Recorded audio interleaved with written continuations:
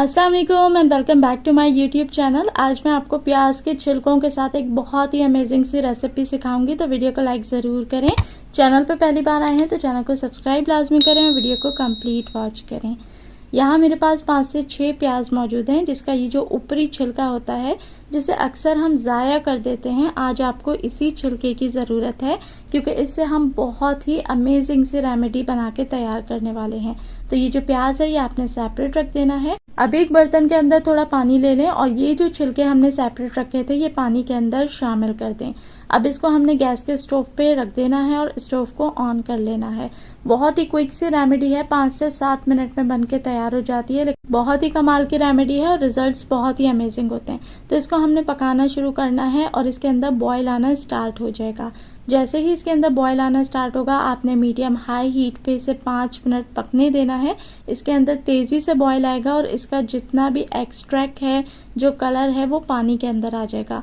आप देख सकते हैं का जो कलर है वो काफ़ी डार्क और ब्राउन हो चुका है। इसी स्टेज पे इसके अंदर अब हम शामिल करेंगे 1 टेबल स्पून मेथी दाना और साथ ही शामिल करेंगे 4 से 5 लौंग।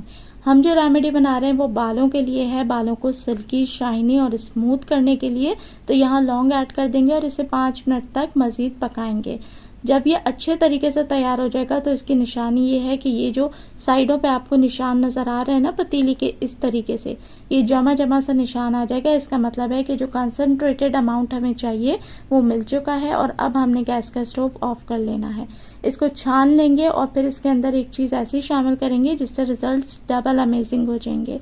ये बालों के लिए बहुत ही फ़ायदेमंद है। प्याज के पानी से बालों की तेज़ी से ग्रोथ होती है, बेबी हेयर निकलते हैं और जिन लोगों को गंजपन यानी कि बेल्टनेस का प्रॉब्लम है वो भी उस जगह पर इसको लगाएं तो प्याज के पानी से बहुत ही अमेजिंग फ़र्क आता है। तो यहाँ मैं इसके अंदर ऐड कर रही हूँ 1 टेबल स्पून एलोवेरा ऑयल। अगर आपके पास एलोवेरा ऑयल नहीं है तो इसकी जगह विटामिन ई का ऑयल भी इस्तेमाल कर सकते हैं।